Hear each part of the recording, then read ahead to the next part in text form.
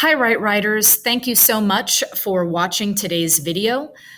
In this video, we're going to be looking at poetry, and specifically, we're going to look at how to write a super basic paragraph when looking at a poem for the first time. This is a poem that we've never seen before, or perhaps we have been assigned this poem and we're trying to figure out, okay, how do I begin talking about it when I don't really know anything about this poem? And so that's what this video is about. Thank you again for watching, Right Writers, and I hope this video ensures your success. So I've selected a poem that I've chosen myself from the poetryfoundation.org website, and the poem is called The Guitar by Patrick Phillips. And that is on the right side of my screen. Then I also have on the left side of my screen a Google Doc, and I've ensured my success by basically creating a little chart to basically give me a format, an organizational format to think about, as I'm looking at just the surface of a poem. And so looking at this left side, you'll see that I have a chart, and it's asking the web link to the poem's title, the author of the poem, how many lines is the poem, how many stanzas, how many lines in each stanza, whether my poem looks strange or unique or interesting. And if my poem looks strange, unique, or interesting, what am I seeing? How does the poem look? Okay, let's take a look again. Very, very surface. We're not actually reading the poem yet. We do have the title of the poem and who it's written by. And so I'm going to go ahead and start that by beginning with the guitar. So on the left side, I've got the title of my poem called The Guitar. And so I'm just typing that in my poem's title. I also have the author of the poem, Patrick Phillips. And I'm going to provide a web link to my poem because if I want to access it later, I want to make sure that I have the ability to just click on the link and access it at a later time. So I'm going to go ahead and provide myself a link to it, and then that will take me directly to my poem. So let's take a look at how many lines this poem by Patrick Phillips contains. In looking at this, the first thing that I'm seeing is I am seeing 2 lines here. So I've got 1, 2, 3, 4, 5, 6, 7, 8. Notice how the lines of the poem are just sort of going across, and then when the next line begins, that's another line. I'm not looking for periods. I'm not looking for punctuation marks. I'm just looking for lines in the poem.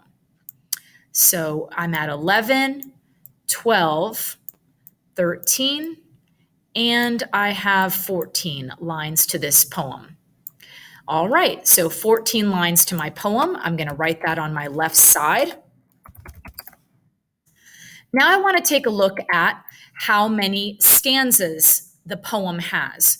So I like to remind Right Writers that a stanza basically looks like a little baby paragraph. And so you'll notice that there's going to be some spacing in between. So with the purple, I'm going to let you just take a look at where these big gaps or those spaces are right here. And then that lets us see the actual stanzas.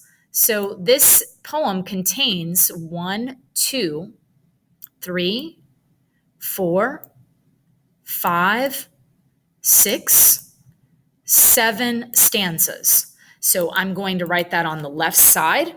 This poem contains 7 stanzas.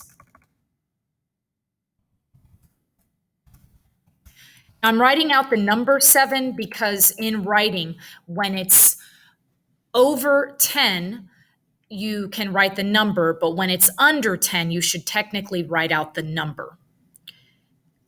So that's why I have 14, the number written, but I have 7, I have the number 7 written out. So 7 stanzas. Now let's take a look at how many lines do I see in each stanza. And so I want to look at that next. How many lines in each stanza? Well, it looks like we have 1, 2. So 2 lines in each stanza, and as I go down the line in each stanza, you can tell that the same is true for all 7 stanzas. So all of these contain 2 lines each. And we can multiply 2 times 7, and then we have 14 lines just to double check our work to make sure that we are correct in how many lines the poem has. So we have 2 lines per stanza. We can write it like that. We can also write it like this, 2 lines in each stanza. Both would be correct. 2 lines per stanza or 2 lines in each stanza. I'm going to go ahead and take those periods away because technically these are not sentences. Now I want to take a look at, again, just looking at the surface of the poem and seeing if I notice anything unusual or if my poem looks strange. So one thing I see is that there is some interesting punctuation. I see a colon, I see a dash, and that's interesting. So I might write that, yes, my poem is unique or interesting. And what's interesting about it? Well, the poem has a colon. I see a colon. I see a dash. Sometimes I like to say I spy. I spy a colon. I spy a dash. And I also notice that besides the colon and the dash, I notice that there's really, he's got some commas here, but the periods really don't happen till later in the poem. So stanza 1, 2, 3, 4, 5. So we don't really see the first period until stanza 5. So even though this is a 14-line poem, this poem only contains 1, 2, 3, 4 sentences. So I might put that in I spy or I see 4 sentences, even though the poem itself is 14 lines long. Now I have enough here to go ahead and create my paragraph. So that's what I want to do next. Again, this is just a basic first paragraph looking at a poem that you've never really seen before. So I want to start with the title of the poem and who it's written by because that's my topic. And so I really want to make sure that the reader understands what my topic is about. And now I want to go ahead and also start to basically bring in this information.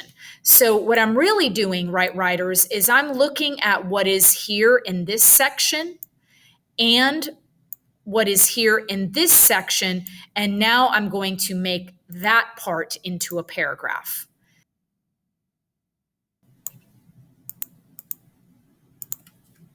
The guitar, written, or I may just say The Guitar by Patrick Phillips. The Guitar by Patrick Phillips contains 14 lines with 7 stanzas. And so basically, I wanted to just give the reader a taste of what this poem is essentially, again, a basic introduction and just talking about, information about the poem. Notice how we have not, right, writers, read the poem at all. So I'm going to take that out. I'm going to take this out because I've already talked about this information. The Guitar by Patrick Phillips contains 14 lines with 7 stanzas. Each stanza has 2 lines.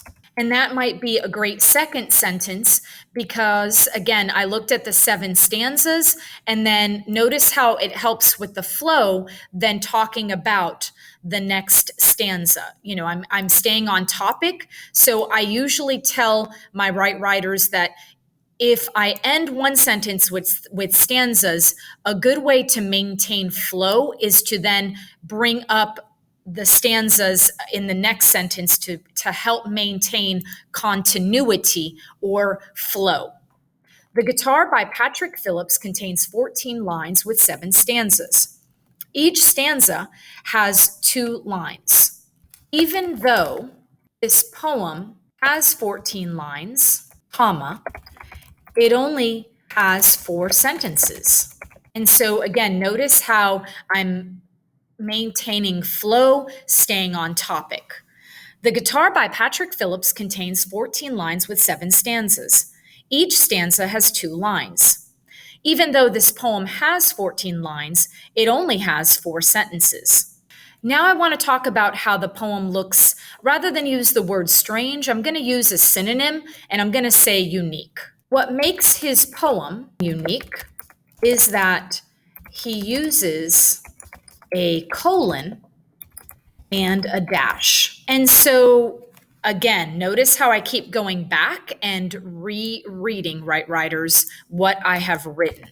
The Guitar by Patrick Phillips contains 14 lines with 7 stanzas. Each stanza has 2 lines. Even though this poem has 14 lines, it only has 4 sentences.